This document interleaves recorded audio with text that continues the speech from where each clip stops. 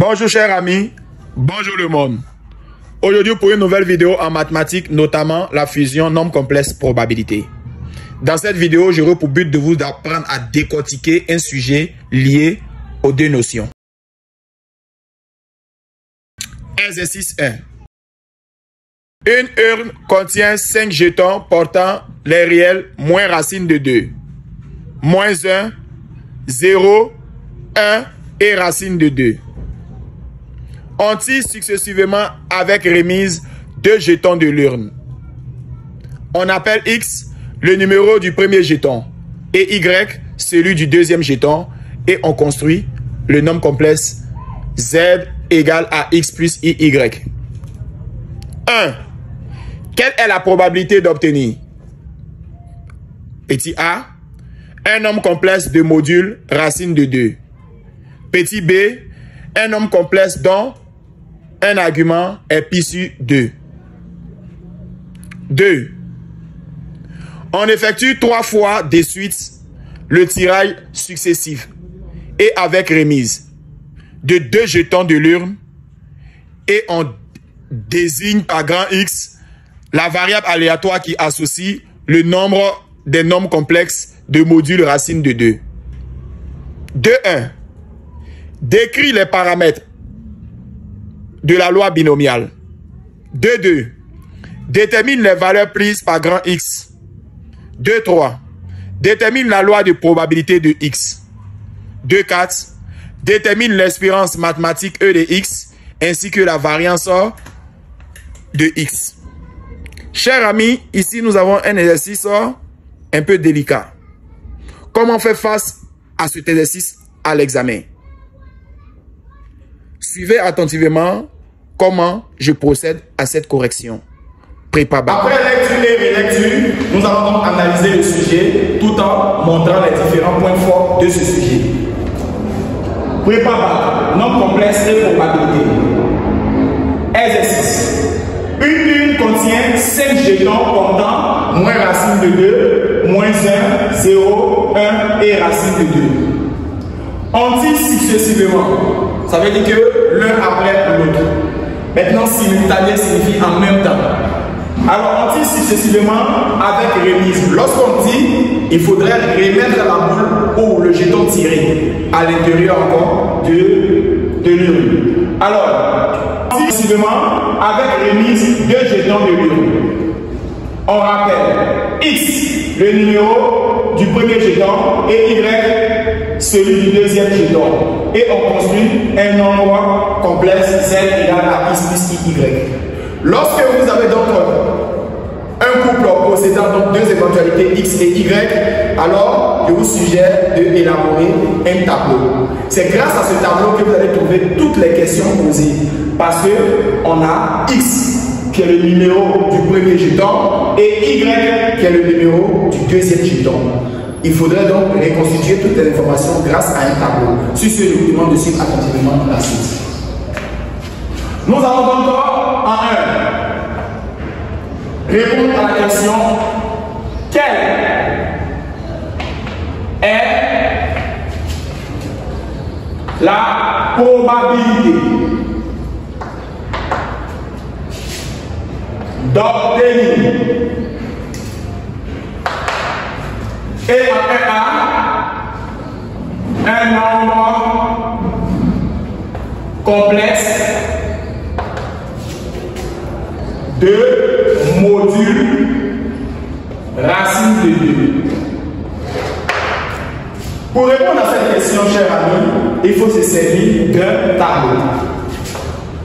Utilisons le tableau de groupe. Et quel est le groupe choisi? X et Y.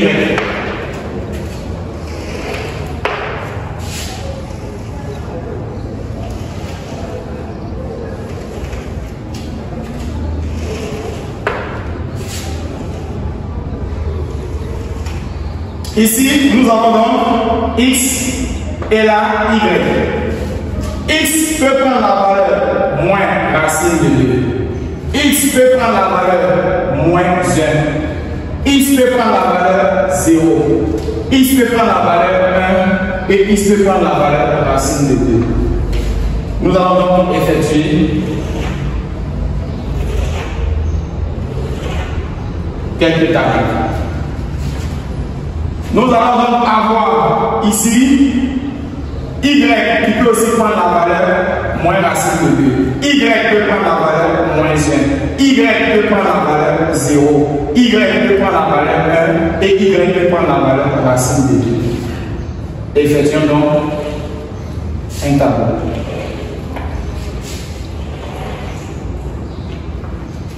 Reconstituons tout ça avec les différentes informations. Moins racine de 2, partie réelle, partie imaginaire, moins racine de 2.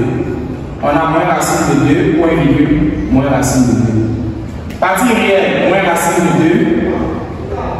Partie imaginaire, moins 1. Partie réelle, moins racine de 2. Partie imaginaire, 0. Partie réelle, moins racine de 2. Partie imaginaire, 1. Partie réelle, moins racine de 2. Partie imaginaire, racine de 2. Partie réelle, moins 1. Partie imaginaire, moins racine de 2. Partie réelle, moins 1. Partie imaginaire, moins 1. Ainsi de suite.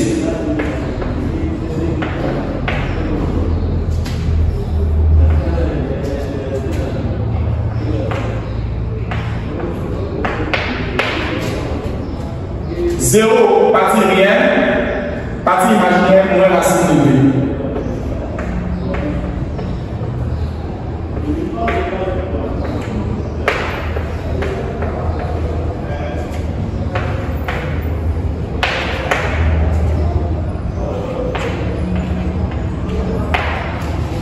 Partie réelle, 1. Partie imaginaire, moins racine de 2.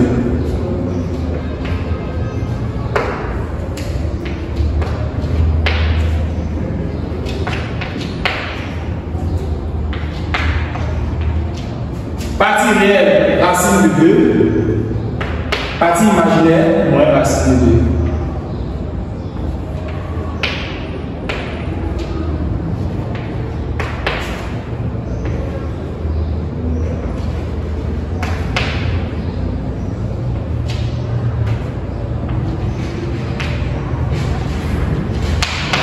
Chers amis, nous allons reconstituer le tableau. Ici, répondons à la question.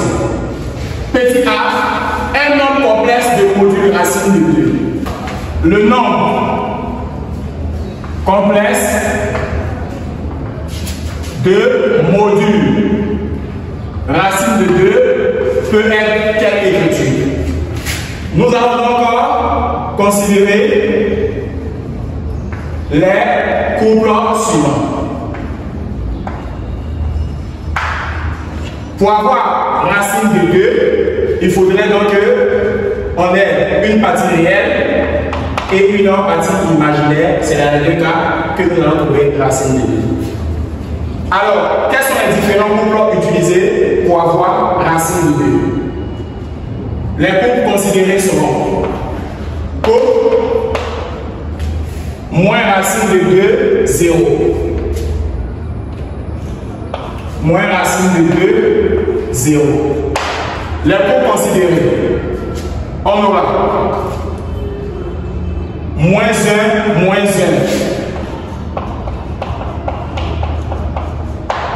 On aura moins 1, 1. On aura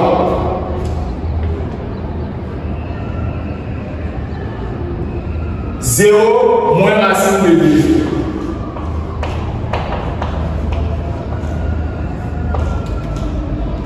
On aura 1 moins 1.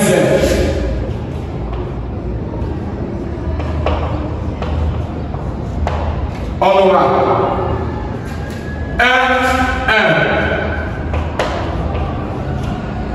On aura 0 racine de 2.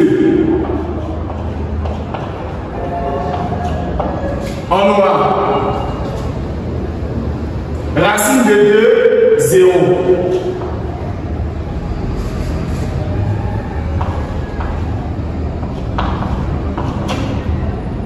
1, 2, 3, 4, 5, 6, 7, 8. Voici les différentes écritures que nous pouvons utiliser pour avoir nombre racine de 2. Pour ce faire,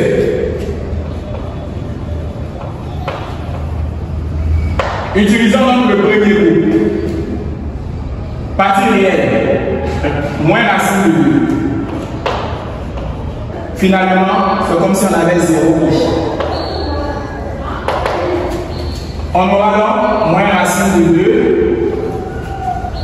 Alors, moins racine de 2 plus 0i nous donnera la radicale de moins racine de 2 au carré. Moins racine de 2, tout simplement, nous donnera ici radicale, racine de 2 avec le moins au carré donnera donc 2. Donc, le module tombé est racine de 2. Alors, le premier couple utilisé, moins racine de 2 à 0 donne racine de 2. Le deuxième couple, si on veut utiliser la même technique, c'est moins 1, moins 1. Partie réelle, moins 1. Partie imaginaire, moins 1. Nous allons donc avoir moins 1 au carré plus moins 1 au carré. Moins 1 moins i nous donnera 1 plus 1. Alors, moins 1 moins i nous donnera racine de 2. Si vous voulez continuer dans la logique, vous verrez que n'importe quel nombre utilisé ici permettra de trouver racine de 2. Si l'on veut essayer de faire ce cas-là, on aura donc cette version-là aussi. Racine de 2, partie imaginaire 0. On aura donc radical de racine de 2 au carré plus 0 au carré. Nous donnons racine de 2. On remarquera que toutes ces éventualités permettent de trouver comme module racine de 2. On a donc combien de cas? Un cas aussi, deuxième cas aussi, troisième cas aussi, quatrième cas possible, cinquième cas possible, sixième cas, septième cas, huitième cas. Nous avons donc combien dans l'univers? 1, 2, 3, 4, 5, 1, 2, 3, 4, 5. On obtiendra encore l'univers qui est égal à 5 fois 5 qui donnera donc 25. Alors, cardinal de notre A appelé 8 sur cardinal de l'univers qui correspond à 25. On a donc le nombre complexe de modules racine de 2 a une probabilité de 8 sur l'éventualité appelée le nombre de cas possibles 25. Alors la probabilité s'appelle 8 sur 25. On suit la suite. La probabilité d'obtenir le nombre complexe racine de 2 est soit P7 probabilité. Nous allons donc appeler P la probabilité. Alors, probabilité égale à cardinal de notre, par exemple, A sur cardinal de l'univers. Qu'est-ce que j'appelle A? Les différentes informations permettant d'obtenir racine de 2. On obtient la racine de 2 dans 8 cas. Alors, on aura 8 cas possibles sur l'ensemble des cas de l'univers, l'ensemble des cas. Lorsqu'on a compté dans le tableau, on a eu 25 cas. Alors, voici donc la probabilité 8 sur 25. Que représente notre A, c'est le nombre de cas favorables à la réalisation de A. Et que représente l'univers, le nombre de cas possibles. alors on a 8 cas favorables à la réalisation de A sur le nombre de cas possibles. Si jamais on veut bien comprendre, ça serait nombre de cas favorables à la réalisation de A sur le nombre de cas possibles. Le nombre de cas possibles a été prouvé en comptant toutes les éventualités dans le tableau. 25 cas possibles. Et nombre de cas favorables à la réalisation de A, ça a été obtenu. Le nombre complexe racine de 2, on a pu trouver 8. Chers amis, passons à la prochaine question. Ici, B nous dit un nombre complexe dont un argument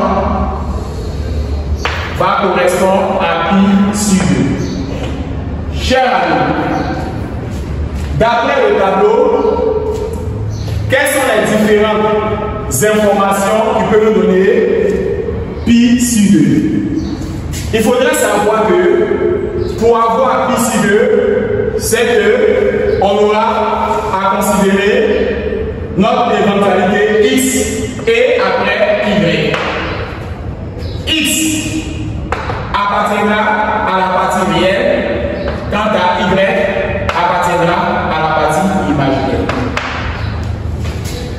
La partie réelle ne doit pas exister pour avoir l'angle pi sur 2.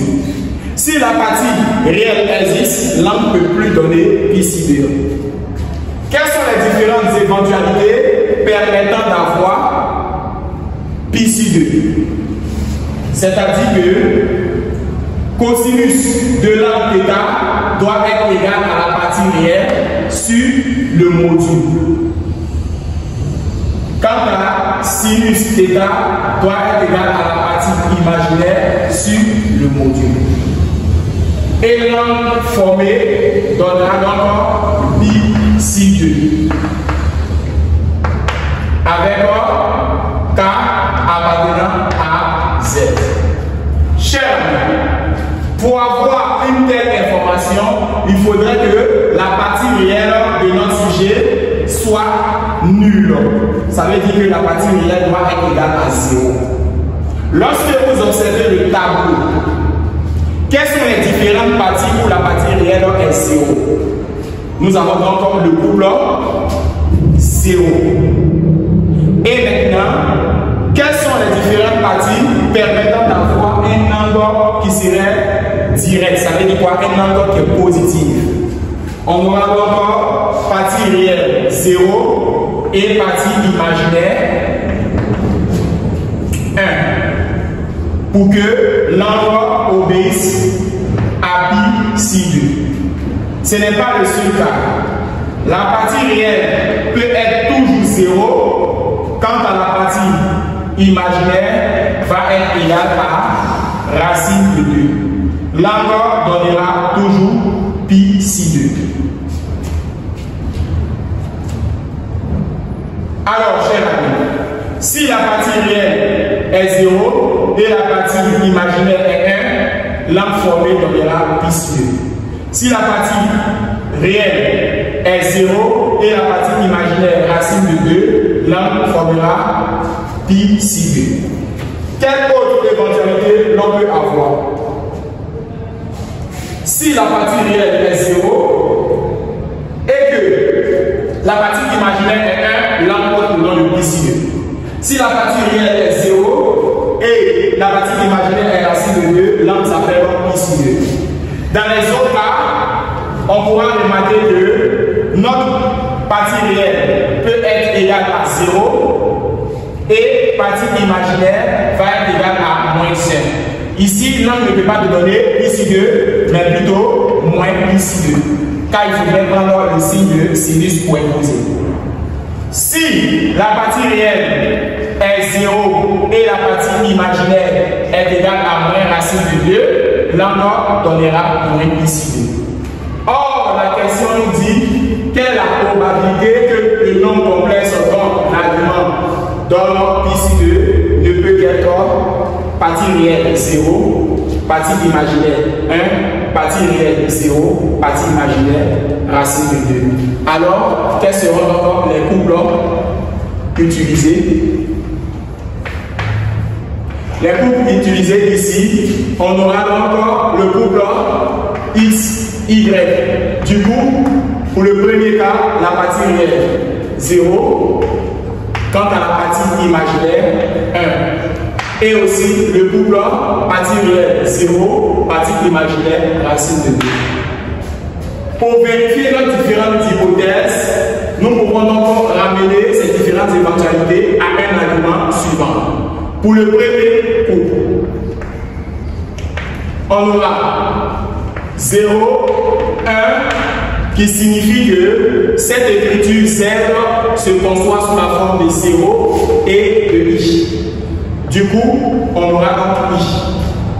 Dans ce cas-là, le module serait donc module de I qui est égal à 1 au carré qui donnera racine de 1 qui donnera 1. Alors, cosinus θ serait donc la partie réelle est 0, sur le module qui est 1 qui donnera 0. Quant à sinus θ égale à la partie imaginaire qui est 1 sur le module 1 qui donnera 1. L'angle formé donne I sur 2, plus 2 tapis. Ce qui signifie que argument ici nous donnons pi sur 2. Quant au deuxième couple choisi, on aura 0 et racine de 2. Avec les différentes éventualités, on aura Z 0 plus racine de 2i. En termes de module, on aura radical de 0 au carré plus racine de 2 au carré. D'où le module donnera racine de 2 au carré qui sortira racine de 2. On aura donc cosinus θ, partie réelle qui est 0 sur le module qui donnera 0, sinus θ, partie imaginaire racine de 2 sur le module racine de 2 qui donnera 1, l'angle formé donnera donc pi sur 2 plus 2 capi. Ce qui signifie que argument dans ce cas-là nous donnera ici 2. Chers amis, combien d'éventualités avons-nous? 1, 2. Sur l'univers. L'univers, c'est combien de cas possibles? Lorsque nous sommes en train de compter dans le tableau, nous remarquons que l'univers est égal à 25 cas possibles. Mais parmi les 25 cas possibles, il y a seulement 2 qui donnent pi sur 2 comme angle. Sur les 25 cas possibles, il n'y a seulement que 2 qui donnent pi sur 2 comme angle. Donc, pour cette probabilité, je vais donc la nommer P'. Donc, je vais dire que ça fait cardinal de B sur cardinal de l'univers. Et le B, c'est 2 événements possibles sur l'ensemble des événements. Alors, sur ce, je vous demande de suivre attentivement la suite. La probabilité d'obtenir un argument pi sur 2 sera donc soit P' cette probabilité. Dans ce cas, on aura P' égale cardinal de B sur cardinal de l'univers. Ce qui sous-entend que P' égale nombre de cas favorables à la réalisation de B sur le nombre de cas possibles.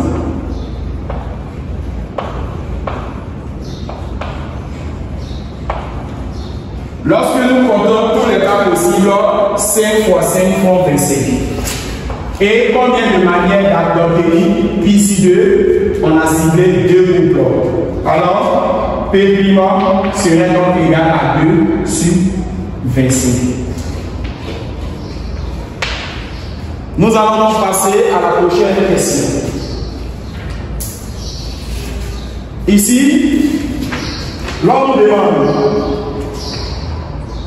l'on nous dit que on effectue 3 fois de suite.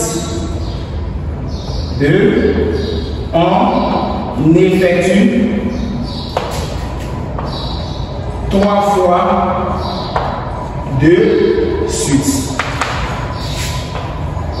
Le tirage successif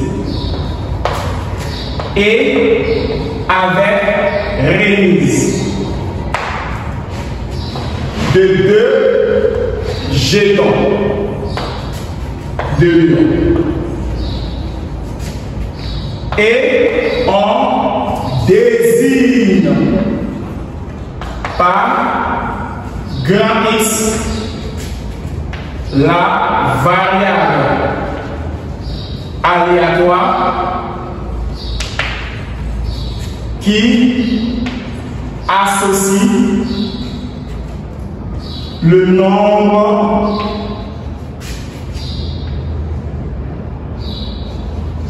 des nombres complexes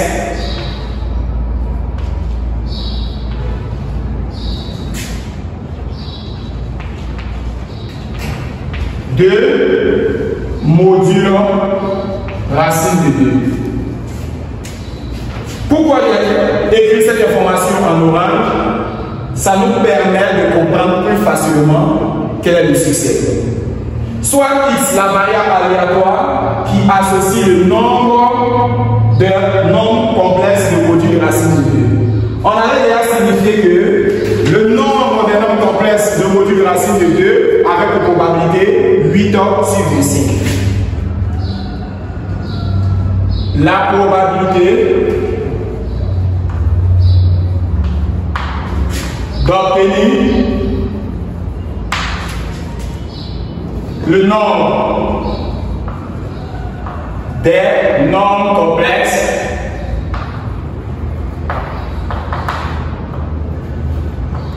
de modules racine de 2 est 8 sur 25. Cette probabilité portait le nom de P.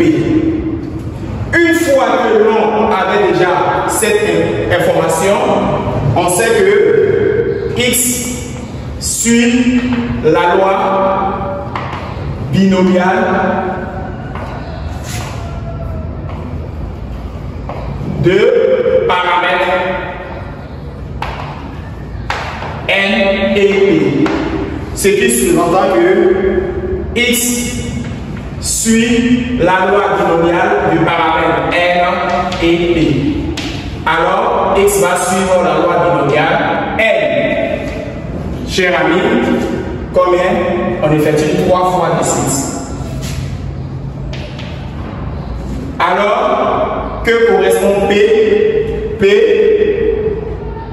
le nombre des complexes de modules racine de 2. Sa probabilité fait 8 sur 25.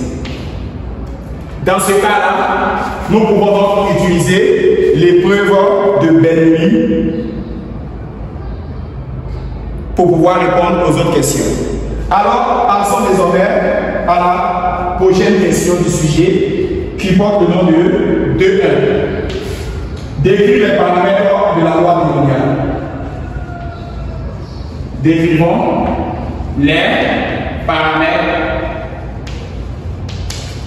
de la loi binomiale. Les paramètres de la loi binomiale sont N et P. Les paramètres de la loi binomiale sont N et P. Dans notre cas, on a R qui correspond à 3, et le succès P qui correspond à 8 sur 25.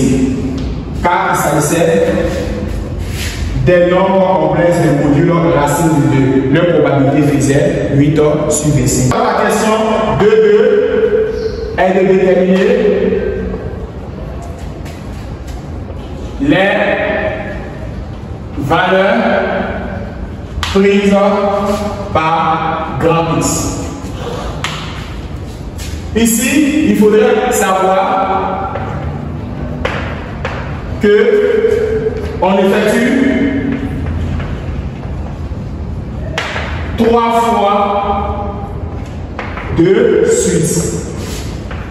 Ensuite, quelles sont donc les valeurs prises par grand X?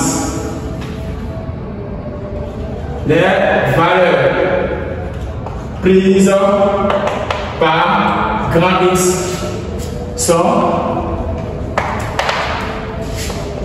X de l'univers sera donc 0, 1, 2 et 3.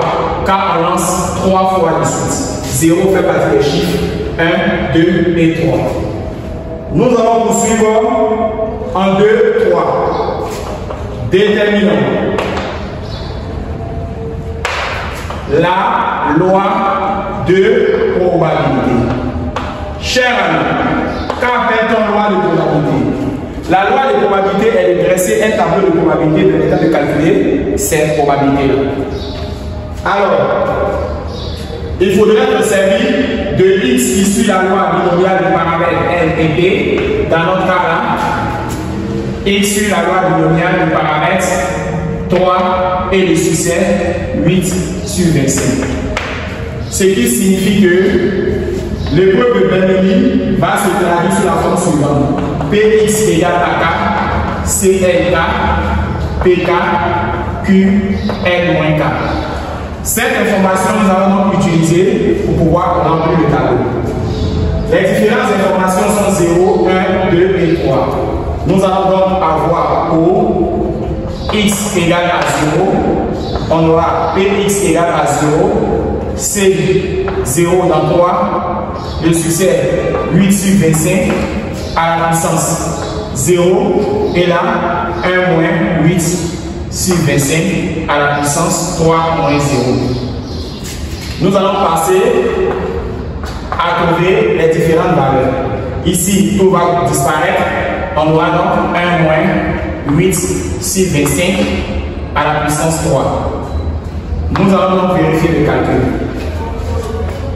Pour la suite, on aura pour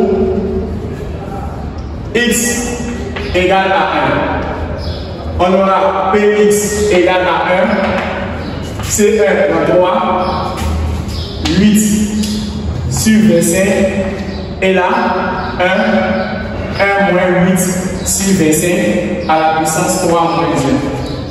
On aura Px égale à 1. C1 dans 3, 8 sur 25 à la puissance 1, et là 1 moins 8 sur 25 à la puissance 2. Notre calcul serait donc utiliser la calculatrice pour pouvoir avoir les réponses. Pour x égale à 2, on aura Px égale à 2, C2 dans 3, 8 sur 25, 2, 1 moins 8 sur 25, 3 moins 2. Px égale à 2, C2 dans 3, 8 sur 25 à la puissance 2, et là 1 moins 8 sur 25 à la puissance 1. Nous allons donc effectuer le calcul à l'aide de la calculatrice. Nous allons donc faire pour x égale à 3. On aura Px égale à 3, 3 dans 3, 8 sur 25 à la puissance 3, 1 moins 8 sur 25 à la puissance 3 moins 3. Px égale à 3, nous donnera 3 dans 3, 8 sur 25 à la puissance 3. Et là, 1 moins 8 sur 25 à la puissance 0. Notre calculatrice nous donnera les différentes réponses. Utilisons donc la calculatrice pour en déduire les différentes valeurs. 0,314, 0,440, 0,032,7. Chers amis, nous allons poursuivre et faire la loi de probabilité. Loi de probabilité. Après avoir fini de calculer les probabilités, il faut remettre ça dans un tableau. Ici, on aura ici. Et là, P grand X s'appelle ici. Ici, 0, 1, 2, 3 et le total. Pour 0, nous avons trouvé 0,314. Pour 1, 0,4439. Pour 2, 0,2088. Pour 3, 0,0327. Alors nous trouvons 0,99 environ 1. Nous allons répondre à la prochaine question qui demande de déterminer l'espérance mathématique. 2, 4. Déterminons l'espérance mathématique. Chers amis, l'espérance mathématique égale à N fois P. Ou tout simplement, l'espérance mathématique égale à sigma B ici PI. Comme nous avons tout connaissons le N vaut 3 et P est le succès 8 sur 25.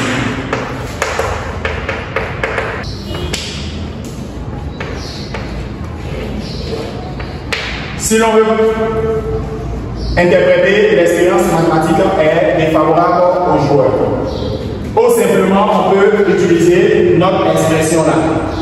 On pourra autrement dire que l'expérience mathématique serait donc égale à 0 fois 314, 0,314 additionné à 1 fois 0,4439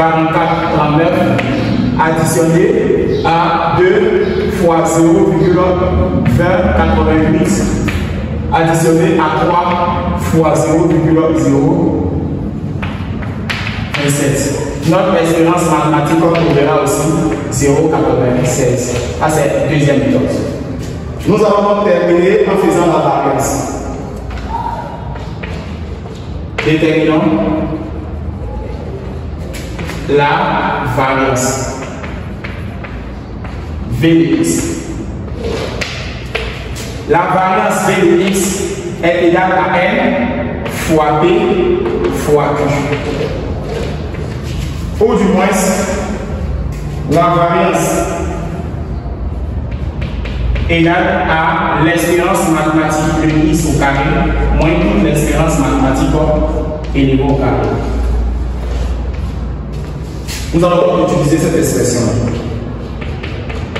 N égale à 3, succès égale à 8 sur 25, échec égale à 1 moins le succès.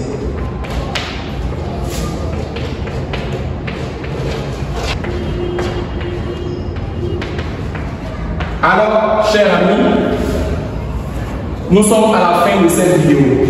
J'ai été très ravi de partager cette vidéo de Prépa-Bac avec vous. Sur ce, on se tient pour la prochaine fois pour les prochains cours en ligne encore Prépa-Bac.